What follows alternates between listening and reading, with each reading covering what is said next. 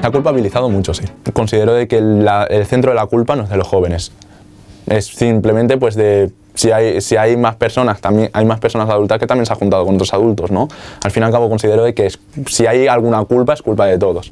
Tanto los jóvenes como los mayores, hay gente que también tiene esa mentalidad de que la pandemia no existéis y todas estas cosas. Creo que todos tenemos la culpa un poco todos, tanto los jóvenes como los mayores. Realment hem de centrar el focus en què només són els joves. Jo he vist molta gent més gran fent festes també. Aquesta gent no surt a les notícies. Globalitzen molt els joves com el principal focus de la pandèmia, quan realment sí que és veritat que som el col·lectiu més actiu, però també hi ha adults que són irresponsables i que no ens han de culpar a tots a nosaltres. Sembla que el jove només sigui que va de botellón i entierra a tu abuelo, no? Aquesta etiqueta és l'única que és...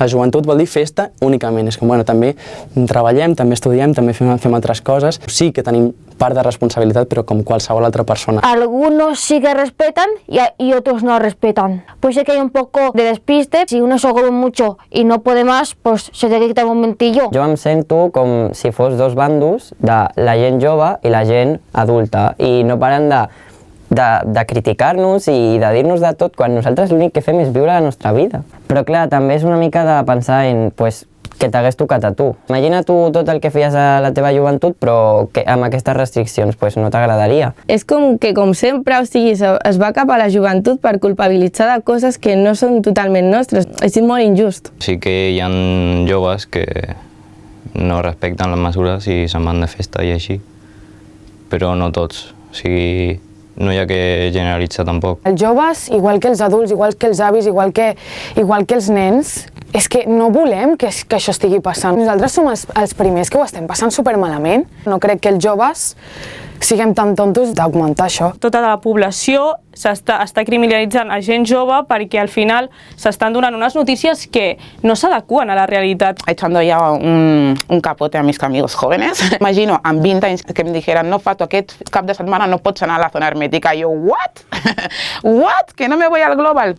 Saps? Llavors els puc entendre i jo crec que aquests valors abans de reclamar-los s'han de transmetre. És que també he vist molta gent gran fent cada cosa que dic, però si tu com a persona gran no em dones l'exemple de fer-ho bé, jo com a persona jove per què haig d'estar per sobre de tu? Els que no fan tant cas és una minoria molt petita, però jo crec que aquest estigma de que són els culpables d'aquesta transmissió, no, perquè hi ha gent de 30 anys o 50 que es porten pitjor que els adolescents. Evidentment estan enfadats, no?, perquè se senten menys tinguts i tractats de manera molt injusta. I a mi em sembla que com a adults el que ens toca precisament és potenciar el contrari, no?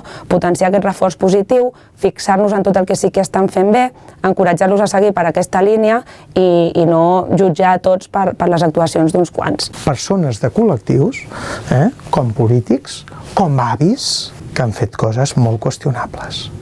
I no s'ataquen al col·lectiu. És més fàcil acusar el jovent que no pas assimilar o admetre els errors que fem nosaltres com a adults. Malauradament, no només els mitjans de comunicació, sinó també algunes administracions han fet vídeos criminalitzant l'actitud dels joves, com culpant del 100% de la pandèmia als joves, quan aquesta pandèmia és una pandèmia que ha sorgit a partir d'un virus, que ningú s'ho esperava i que bàsicament no és culpa dels joves, sinó que no hi ha culpables, sinó que és un virus. Aquesta estigmatització és del tot injusta, perquè potser sí que és cert que alguns joves han trencat les restriccions i han fet trobades en grup, però són una minoria. La immensa majoria dels i les joves del municipi estan tenint un comportament exemplar i estan sent molt responsables. Per tant, és una estigmatització injusta que diu molt poc de nosaltres com a societat i sobre la nostra capacitat d'empatitzar amb un col·lectiu que ho està passant malament.